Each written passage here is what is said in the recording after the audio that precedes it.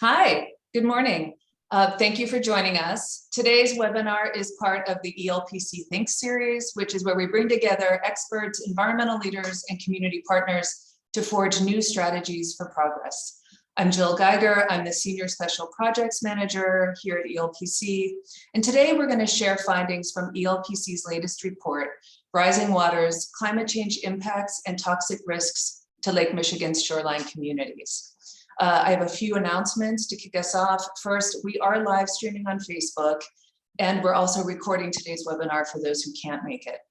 And at any time, if you have questions, and we hope you do, please type them into the Q&A or chat box, and we'll get to as many as we can today. And finally, the full report is available at the link you see on the screen, elpc.org/Rising Waters Report.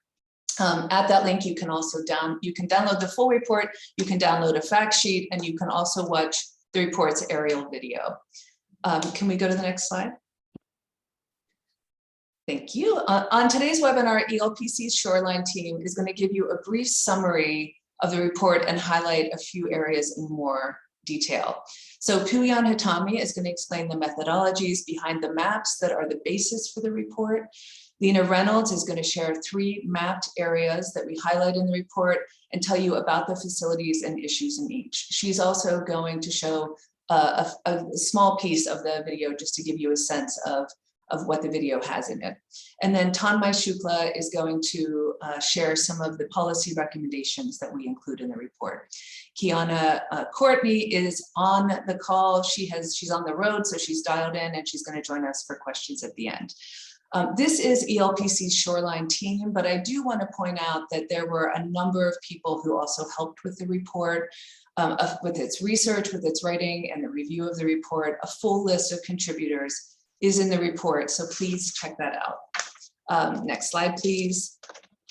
The Rising Waters report is a follow-up to ELPC's Great Lakes Climate Change Assessment that was released in March of 2019. It was the first of its kind. It was a climate assessment. So there were 18 leading Midwest scientists from Midwest and Canadian research institutions who came together and pulled together a comprehensive list of the studies that were the latest studies about how climate change was impacting the Great Lakes. 2 of the key findings, and there were many findings across multiple fields, but 2 of the key findings that are relevant to today's report are between 1901 and 2015, the Great Lakes region saw an almost 10% increase in annual precipitation. And that precipitation was coming in the form of unusually large and extreme weather events. That 10% is in comparison to 4% in the rest of the US, so that was significant. Also between 1901 and 1960, and then again 1985 to 2016, the Great Lakes Basin warmed 1.6 degrees Fahrenheit in annual mean temperature. And again, that's compared to 1.2 for the rest of the contiguous US. So that's a significant increase over what we were seeing nationwide. Next slide, please. The findings in the assessment fit with what we've already been experiencing here in the Great Lakes. Great Lakes communities have been hit hard with flooding and with erosion due to climate change impacts. In Wisconsin, for instance, there have been several 100-year floods in the span of a decade, and we've heard countless examples of things like that around the Great Lakes. We've also seen coverage of these extreme weather events, and we recognize their growing intensity and frequency. And there's a cost. The Great Lakes region, the shoreline communities around the Great Lakes region have spent already $878 million in the past 2 years, just repairing damages from these extreme weather events. And some estimates say that spending could reach over $2 billion in the next 5 years. We all care deeply about the Great Lakes. Many of us choose to live as close as we can to them and to visit them any chance we get, on days like today especially. So when the report came out, there was significant interest, and we were gratified that there was a lot of media coverage. So hopefully this isn't the first you're hearing of the report. Hopefully you saw some of the media coverage back in June when they came out. With that, I'm going to turn to Puyan, who's going to go through the methodology behind the report's maps. Yeah, thank you, Jill. So a little bit talking about the history of water level means in Lake Michigan. So we've been hearing from scientists that they attribute extreme weather events to climate change. And the events are not only increasing in terms of intensity, but also frequency. And Lake Michigan is no exception in this regard. So we've seen that the lake water level has reached new extremes.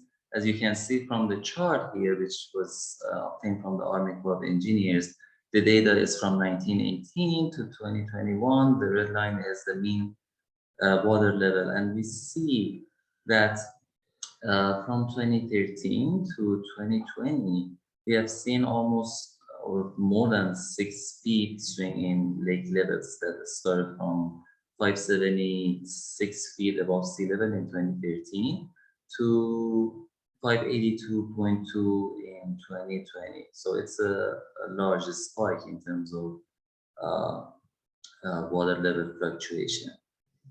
Next slide.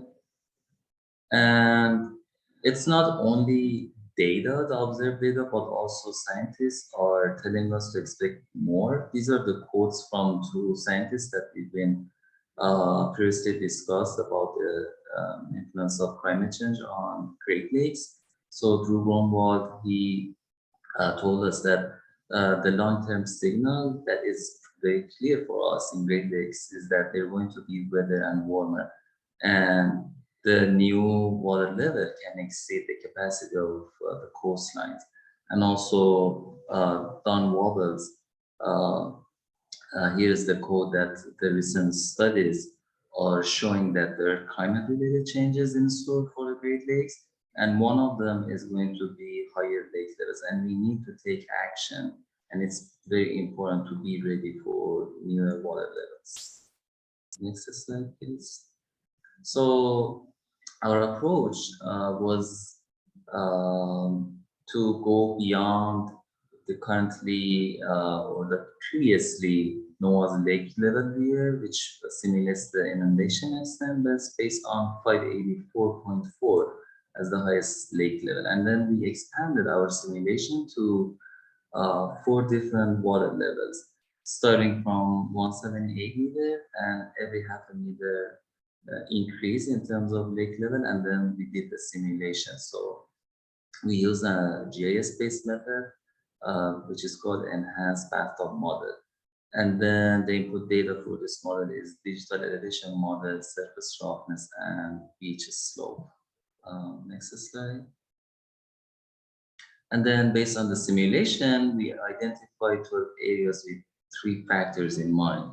One is high risk of flooding and severe impact to the community, or a toxic threat to the lake, and then where the impacted local population has additional environmental justice concerns. And the analysis highlights 9 cities, 12 areas, and 16 facilities in the 4 states surrounding the Lake Michigan. So I turn it over to Lena to continue to talk about the hotspots. Thanks, Puyan. So here you can see the full list of the hotspots that we examined in the report. There are 3 in Wisconsin, 6 in Illinois, 2 in Indiana, and 1 in Michigan. And the majority of these places have some sort of facility, coal plants, wastewater treatment facilities, Superfund sites. But there are a few that don't have a specific facility in mind, but the risk of flooding to the community infrastructure was just so high that we wanted to include that. And it showed risk toward homes, businesses, and transportation infrastructure. So I want to note that this isn't an exhaustive list of all of the places around Lake Michigan that are at risk of climate impacts. Many places have already been seeing flooding, erosion, low water challenges as well. And some, places have infrastructure that is not prepared for the great swings between highs and lows that could be coming ahead. But we tried to highlight areas that looked most concerning in our analysis, or where we were already aware of pollution risks. But this is just an initial assessment, and it's not a substitution for higher resolution hydrodynamic analysis such as that being done by FEMA to update the flood insurance maps. So we hope that they will also incorporate some of this latest climate science, and we look forward to exploring that research further. But let's take a look at a few of the maps where you can see how our analysis looks. We're just going to look at a few today, but you can check out the rest on our website and in the report. So here we have Waukegan, Illinois, which stood out in our analysis due to the number of facilities clustered so close to the lake there. As Puyan was saying, the analysis used elevation data to visualize where water might reach if the lake rose higher. So the red shows areas that might flood first if water reached 584 feet above sea level, which is just about 1.5 feet above the current record monthly average high. The orange, mustard, and yellow indicate water rising even higher up to that 589 feet. We don't expect steady monthly average water levels to reach that high, but it gives us an idea of areas that might also be at risk in strong storms and high waves. So Waukegan has several concerning sites here, 4 Superfund sites along the shore. The NRG Waukegan coal plant near the top there has several coal ash disposal areas, and there's already great concern for risk to the groundwater. And so higher water levels are of big concern to the community there. And we've been talking with local leaders and state leaders about some of the risks in this area. We're going to move now to Chicago's South Shore neighborhood. This is one of the maps that doesn't have a specific facility in mind, but the flood risk to the community looked so great in our analysis that we wanted to include this. And so in the area identified here, we've got several hospitals, libraries, public schools, transportation infrastructure, and this neighborhood has already seen flooding in recent years that reached several blocks inland from the lake. So this is just someplace we want to be aware of. We'll shift over to South Haven, Michigan, where they have a wastewater treatment plant on the Black River, which is just a bit inland from the lake. And this river tends to mirror the levels of the lake and rise accordingly. So they've had multiple floods in recent years that has led to hundreds of thousands of gallons of partially treated wastewater affecting their water. So this community is looking at millions of dollars ahead to prepare and prevent from contamination like this in the future. Okay, so now I'm going to show just a glimpse of the video that Puyan created that gives kind of an aerial overview of all of the facilities that we looked at and all the sites. But we're just going to look at a glimpse of Waukegan again.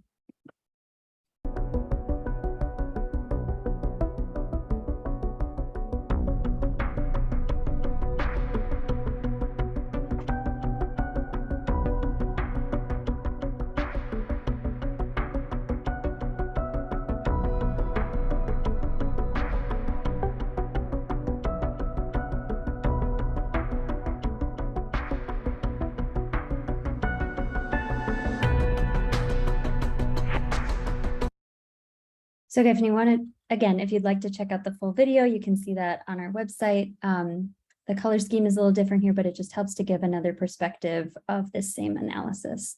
And with that, I'll turn us off to Tamai to go over some recommendations. Thank you, Lena. So our report consists of a lot of recommendations. There's about 30 or 40 of them, and I'd encourage you to check them out. But for now, I'll discuss 3 particular buckets of recommendations that we have. First, we would like local and state entities to reassess risks associated with 3 types of decisions. First is permitting existing facilities like the type that Lena was just describing right now to continue operating. In many places, nuclear and coal plants are slowly shutting down, and that we think is a positive thing, given that they're by the water. But there are also proposed sites that are popping up on the shorelines for which permitting is pending. And that obviously is something that needs to be assessed with respect to the risk of flooding 20, 30 years down the line. And finally, cities especially should really think about updating zoning standards on the whole, especially in the neighborhoods which are so exposed to flooding. Federal funding exists for this in the Water Resources Development Act. It's a pilot right now, and it's something that local governments should know that they can take advantage of. And also it's something that advocates should hope gets converted into a permanent program, and we should try to make that happen. The second thing, apart from assessment, is actually investing in infrastructure to protect the shoreline. We emphasize green infrastructure because of the fact that, as you noticed in some of the maps, there are nature preserves right next to the flooded factories and so on, or neighborhoods. And so we have this twin problem of infrastructure being flooded, but also there being erosion in the environmentally sensitive areas. And green infrastructure is good at dealing with that sort of a thing.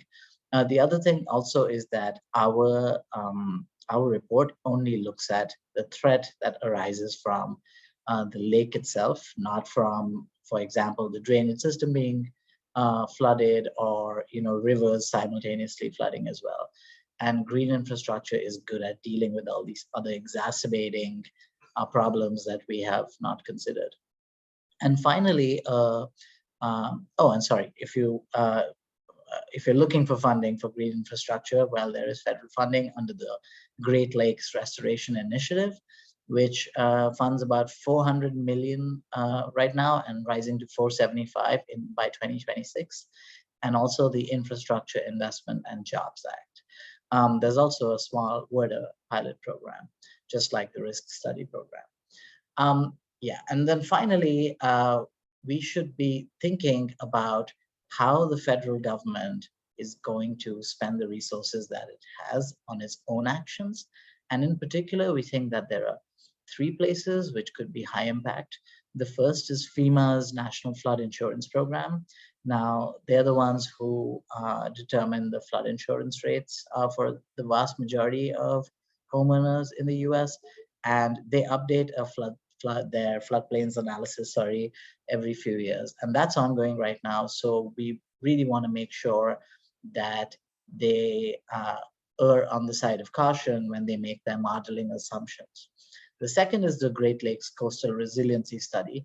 This is something that the Army Corps is required to do. It's supposed to be a comprehensive assessment of coastal risks and a recommendation, a plan of action, but it's been delayed for a long time because Congress has not appropriated the money, even though it requires the study. And so that's another bottleneck that we need to advocate for resolving. And then finally, EPA, especially EPA Region 5, is going to take a huge lead on this if we're going to do something about it. And so we need to make sure that more resources are devoted to the Great Lakes region, and also that EPA acts proactively in terms of working with state and local governments and providing them the resources they need. So back to Jill.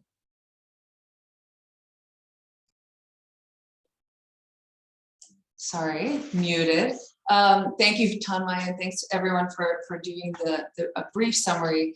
As we said, there are 12 areas that are highlighted. We only really discussed 3 of them here. The others are available in the full report, and you can see a lot more detail about recommendations, the full map, and other things.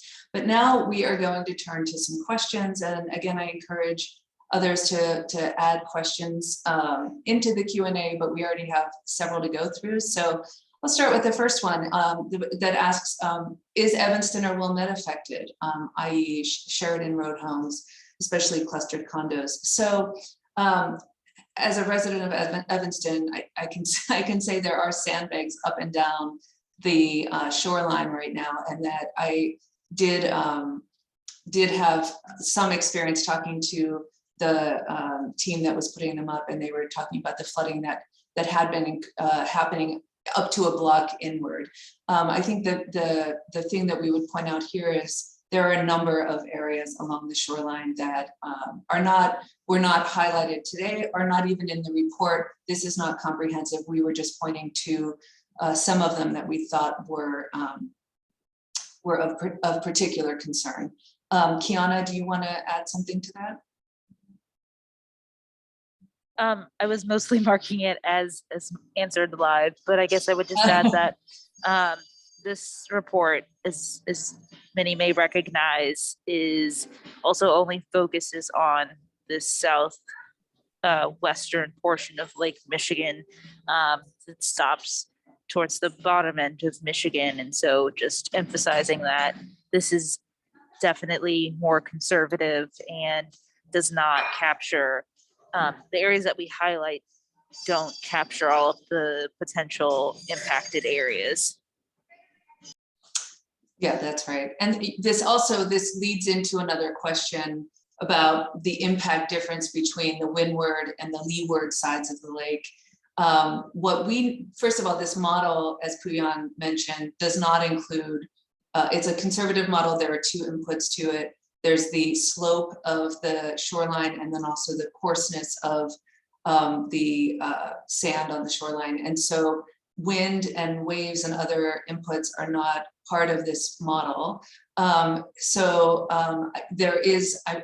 We know that the Windward side is also impacted by that.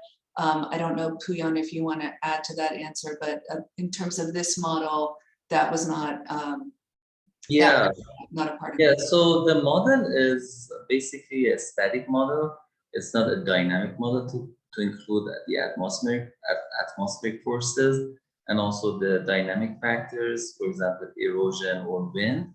So if wind is going to affect the beach slope and surface roughness, it's already included in the model. But other than that, no, we did not include the effect of wind in the model. So. And another question is about, and this is interesting, that the idea of the Great Lakes Quality Agreement have been zealously working to protect the water from being diverted to other areas, but should we look at that? I do think this is something that it's something we've discussed. When the water levels are high, is there an opportunity to divert some of the water to areas that really need it? Then on the flip side, of course, that means that when water levels are low, it's hard to go back on that agreement. I think that's something that is worth looking into, and something that we have considered. Lena, is there something you wanted to add to this? Yeah, you already sort of touched on part of it, but I think it's really important to acknowledge that lake levels aren't going to sort of have a steady rise in the way that we might see, along the other coasts. And so both high and low water years could be in our future, just these dramatic swings, which both have their own kinds of challenges. And because it's sort of unpredictable at this point, I don't think that a large infrastructure investment or, the amount of diversion that would support a community's water needs could be turned off another year when we would have a low water situation. So I think A, it wouldn't have a huge impact on preventing some of the damages of high water. But B, I think it's, kind of unfeasible given the low water risks ahead as well. Got it. Wonderful. And there are a couple other questions we're going to get to. So there's a question about our analysis looking at hazards from infrastructure within various possible lake levels. Are you considering infrastructure at risk from bluff collapse due to destabilization from lake level rise?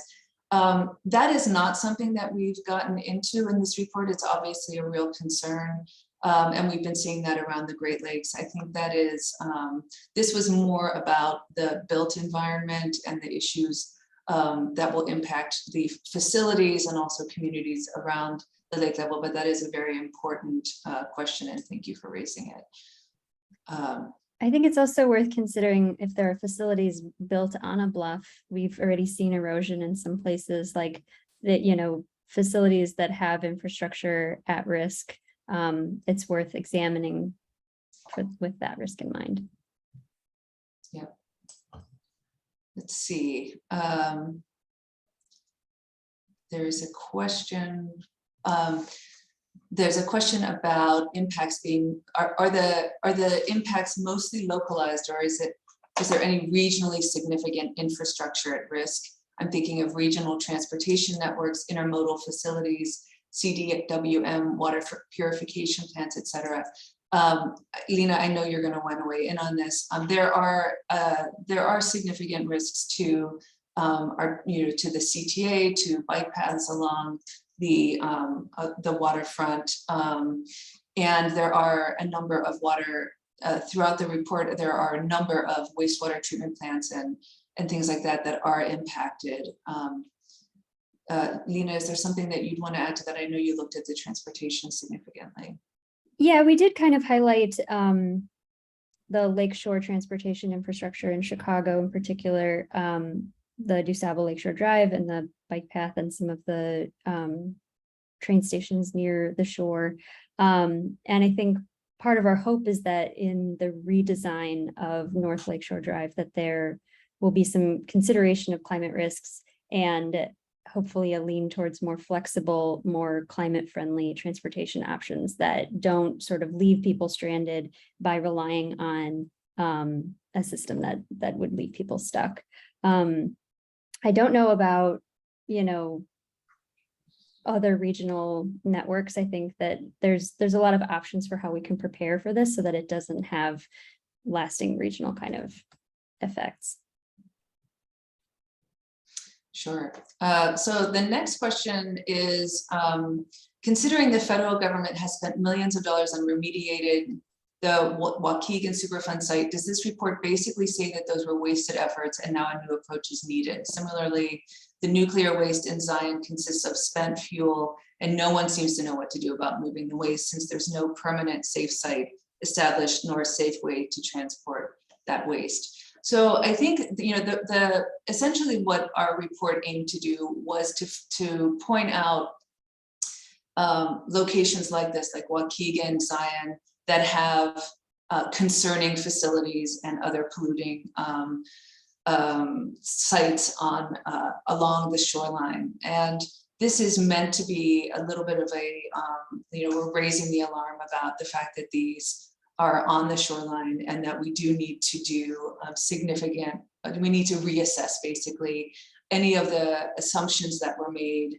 when these facilities and for instance, the nuclear waste that's sitting, the spent fuel rods that are sitting on the coast were placed. So now that we have these new assumptions about what the water levels are looking like, and also extreme weather events that could be very harmful, we need to reassess the protections that are in place for that. That's one of the main messages of this report.